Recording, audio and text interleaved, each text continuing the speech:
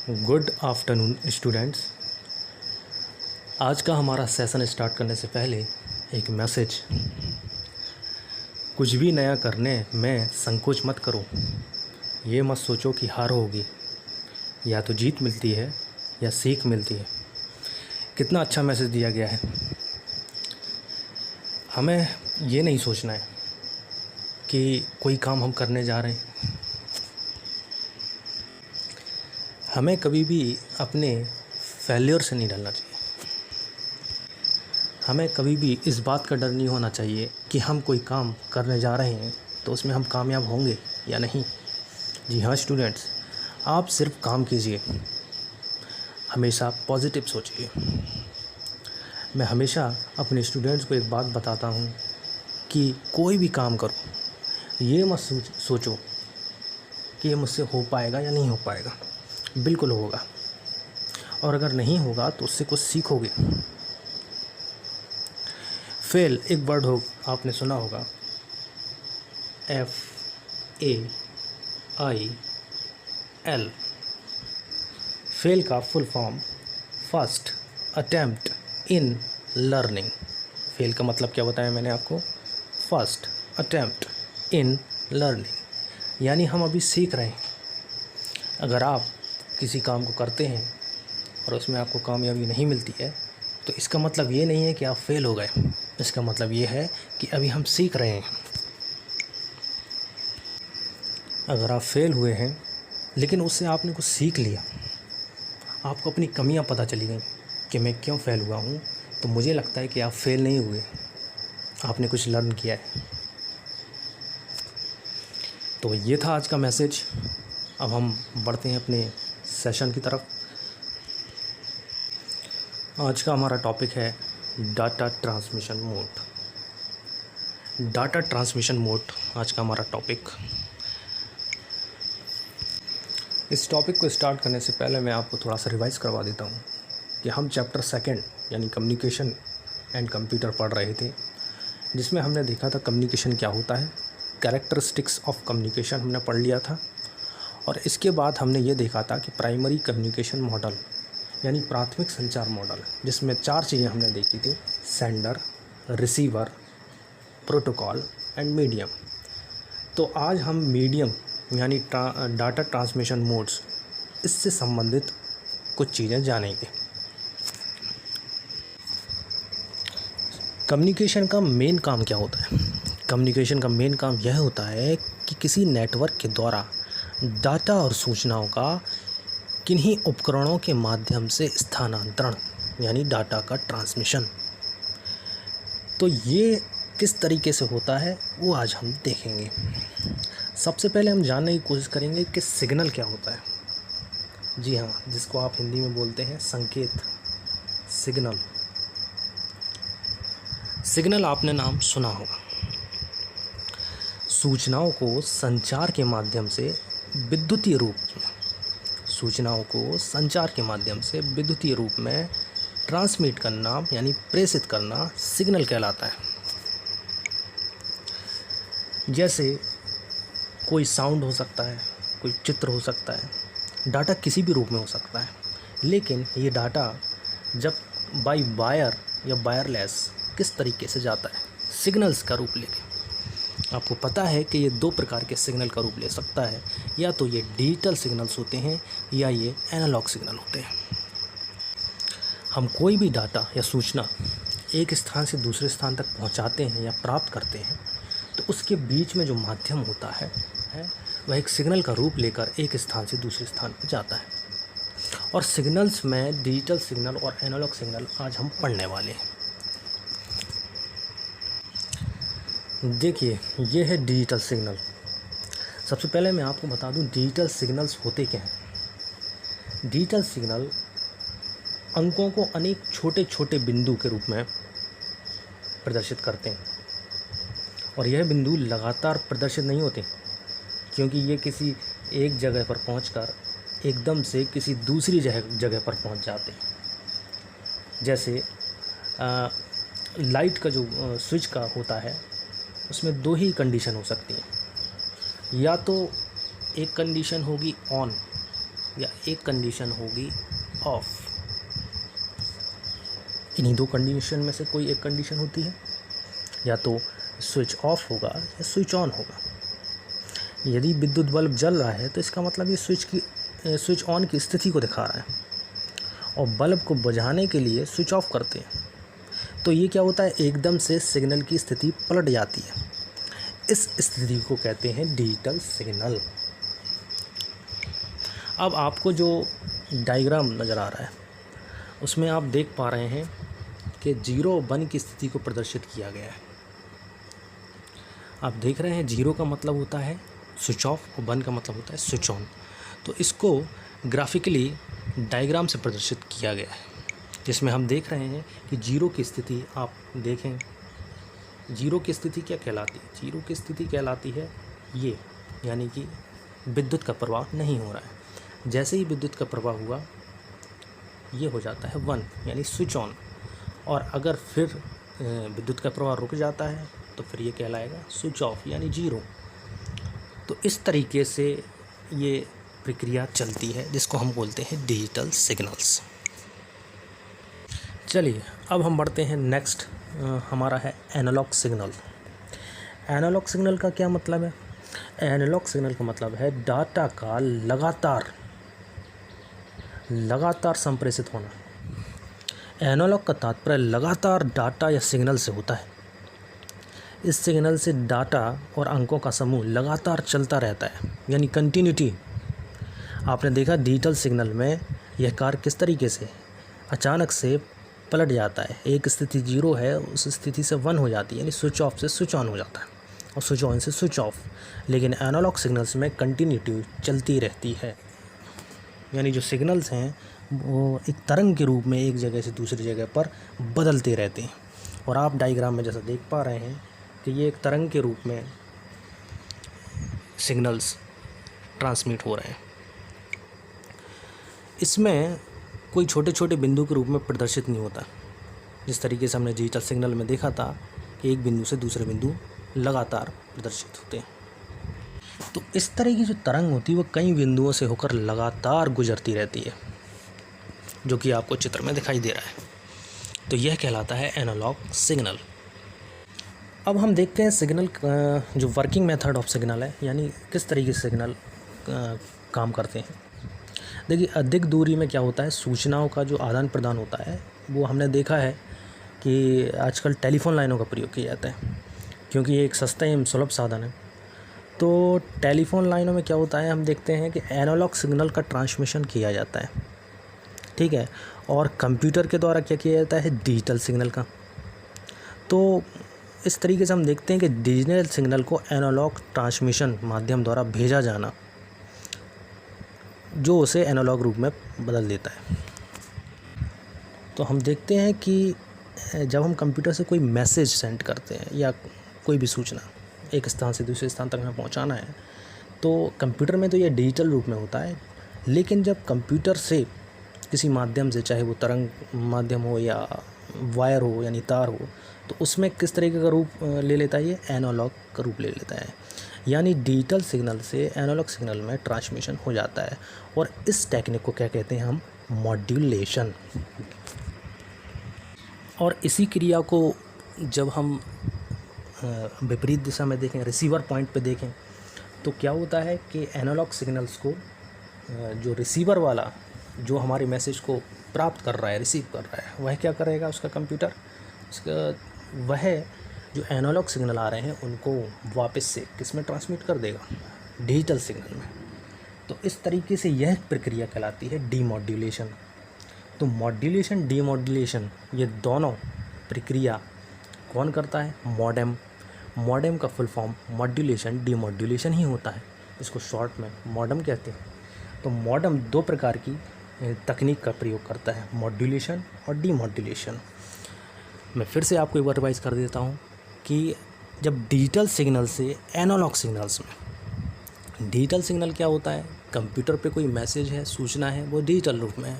लेकिन जब उसको सेंड किया जाता है तो वो या तो तार के माध्यम से संप्रेषित होता है या फिर तरंग का रूप लेता है, और ये इन दोनों माध्यमों में वह एक एनालॉग सिग्नल में बदल जाता है।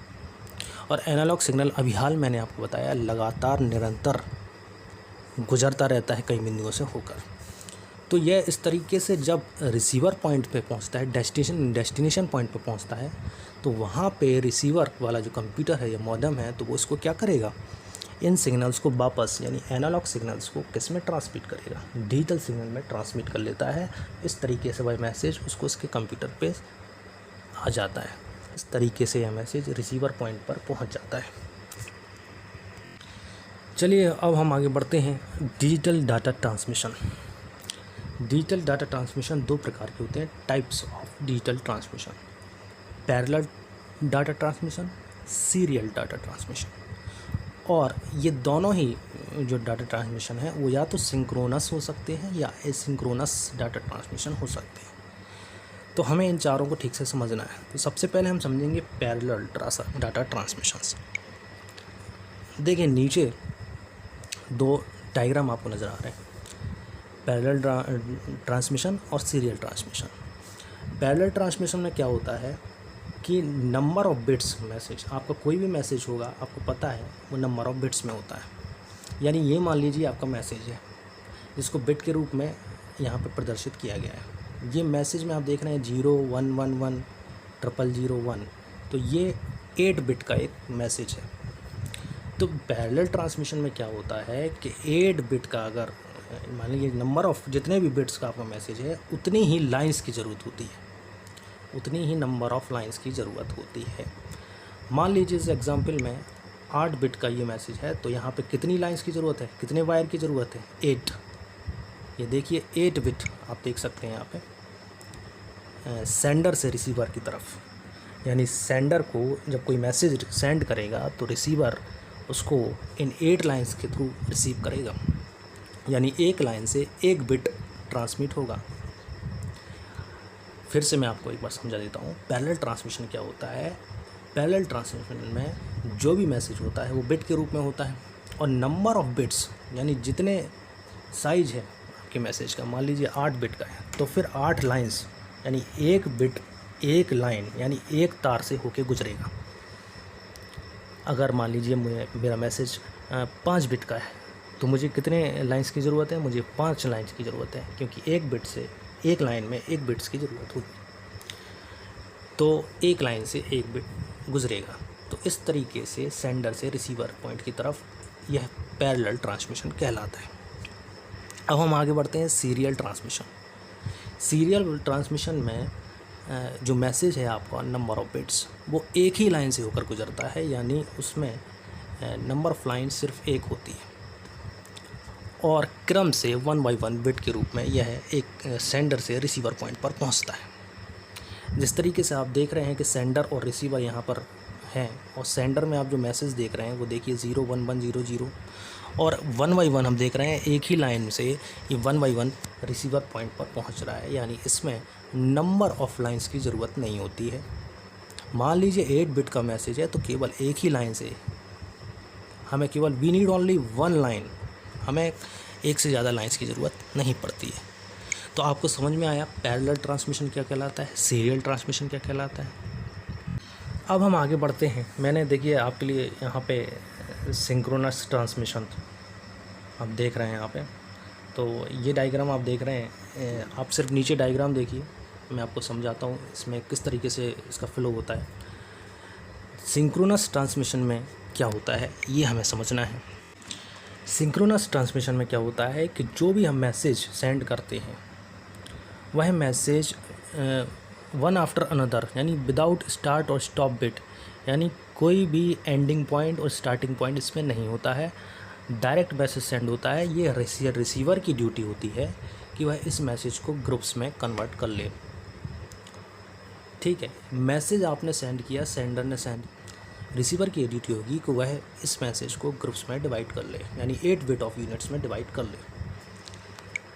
मैं फिर से आपको समझा देता हूँ सिंक्रोनस ट्रांसमिशन क्या होता है। इस प्रकार की ट्रांसमिशन में किसी भी स्टार्ट या स्टॉप बिट, यानी इसमें किसी तरह की इंडिकेशन की ज़रूरत नहीं होती है कि यह मैसेज शुरू कहाँ से हो रहा है, एंड कहाँ से हो रहा है, कितना बड़ा है। इसमें सिर्फ रिसीवर पॉइंट होगा, वह इस मैसेज को रिसीव करने से पहले इनको ग्रुप्स में डिवाइड कर लेगा कि उसे कौन सा मैसेज पहले प्राप्त करना है, कौन सा बाद में। अब इस चीज़ को मैं बहुत ही इजीली आपको एक एग्जांपल से समझाता हूँ। मान लीजिए मैंने लगातार कई वीडियो अपलोड करी, एक के बाद एक, एक के बाद एक, एक के बाद एक, ठीक है। अब मेरी ड्यूटी है कि मैंने उस सूचना को सेंड किया। अब मान लीजिए जो यूज़र हैं आप लोग हैं, तो आप लोग क्या करेंगे, आप लोग की ड्यूटी है कि उन वीडियो को आप क्या करें, सिंक्रोनाइज़ करें, मतलब उनको आप डिसाइड करें कि लेने के लिए, यानी उन वीडियोस को आपकी ड्यूटी है लेने की। मेरा काम अपलोड करने की, आपका काम है उसको लेने की। तो इस तरीके से इस ट्रांसमिशन को समझ सकते हैं। तो ये था सिंक्रोनस ट्रांसमिशन। नेक्स्ट है हमारा एसिंक्रोनस ट्रांसमिशन। अब इसको समझने के लिए आप डायग्राम देख रहे हैं। सेंडर से रिसीवर की तरफ आप देख रहे हैं, ये डायग्राम बना हुआ है। इस प्रकार के ट्रांसमिशन में 0 बिट आप देख रहे हैं, 0 बिट एंड 1 बिट, ये इंडिकेशन देना पड़ता है हमें बिगिनिंग करने के लिए और एंड करने के लिए। देखिए इस प्रकार की ट्रांसमिशन में 2 इंडिकेशन लगा दिए जाते हैं, स्टार्ट बिट और स्टॉप बिट। देखिए इसमें रिसीवर किस तरीके से मैसेज को लेगा, मैसेज को वो 8 बाइट में ग्रुप बनाएगा। लेकिन किस तरीके से, यदि उसको 0 बाइट मिलता है तो इसका मतलब मैसेज स्टार्ट हो रहा है, बिगनिंग हो रहा है, और फिर उसके बाद वो काउंट करेगा कितने बिट, 8 बिट। जैसे मान लीजिए उसको ये 0 रिसीव हुआ, जैसे ही 0 रिसीव हुआ तो उसके जस्ट बाद ये देखिए 1 2 3 4 5 6 7 8 बिट का मैसेज ये ग्रुप कर लेगा और उसको ले लेगा। उसके जस्ट बाद अगर उसको क्या मिल रहा है, 1, तो 1 मिल रहा है, तो 1 का मतलब क्या है, एंड ऑफ ईच बाइट, यानी वहाँ पे वही मैसेज एंड हो गया। यानी ग्रुपिंग करने का तरीका रिसीवर का किस तरीके से है वो मैंने आपको बताया। 0 और 1 ये 2 इंडिकेशन होते हैं। आपको मैं फिर से डायग्राम में दिखा देता हूँ। ये देखिए, ये वाला देखिए, मान लीजिए रिसीवर रिसीव कर रहा है तो उसको मिला 0 मिला, तो 0 के बाद रिसीवर को क्या इंडिकेशन है, यह इंडिकेशन है कि आगे जितने नंबर ऑफ़ बिट्स, जितना भी वो मैसेज है उसको वो 8 बिट में ग्रुप कर लेगा।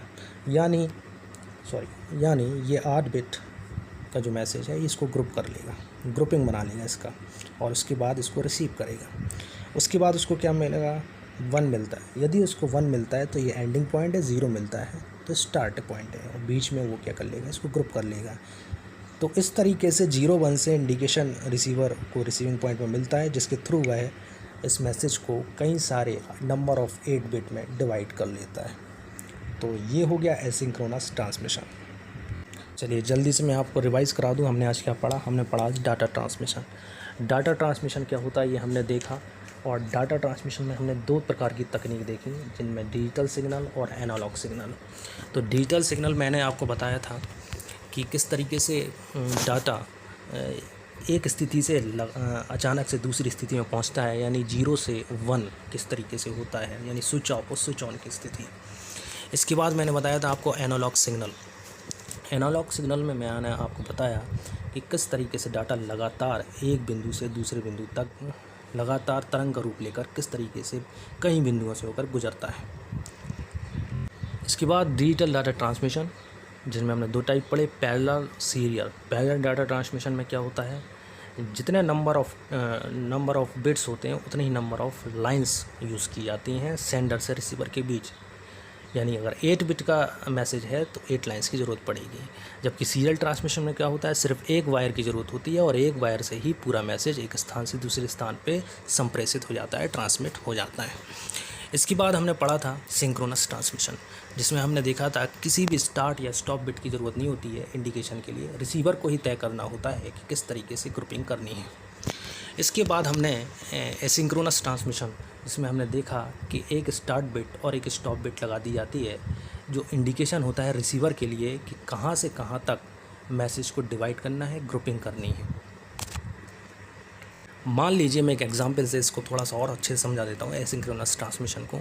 मान लीजिए मैंने कई वीडियो में लगातार अपलोड कर रहा हूँ। मान लीजिए एक वीडियो है चैप्टर 1, और मैंने उसमें 1.A दिया, फिर 1.B दिया दूसरी वीडियो में, और तीसरी वीडियो में 1.C।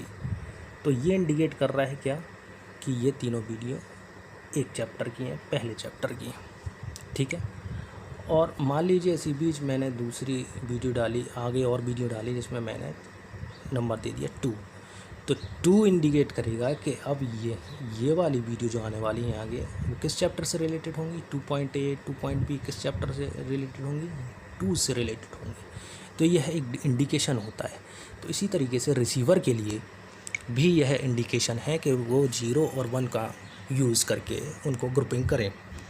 आई होप आपको ये सेशन अच्छा लगा होगा, आज की क्लास समझ में आई होगी। ये चैप्टर अभी कंप्लीट नहीं हुआ है, इसमें अब हम आगे देखेंगे मॉड्यूलेशन, वो भी डिटेल में हम देखेंगे कि एम्पलीट्यूड मॉड्यूलेशन क्या होता है, फ्रीक्वेंसी मॉड्यूलेशन क्या होता है और फेस मॉड्यूलेशन क्या होता है। तो इन सब के बारे में हम जानकारी नेक्स्ट वीडियो में, नेक्स्ट क्लास में करेंगे। जो भी आपके क्वेश्चंस हैं आप कर सकते हैं without any hesitation. I hope आपको ये वीडियो और ये क्लास पसंद आई होगी। Thank you so much.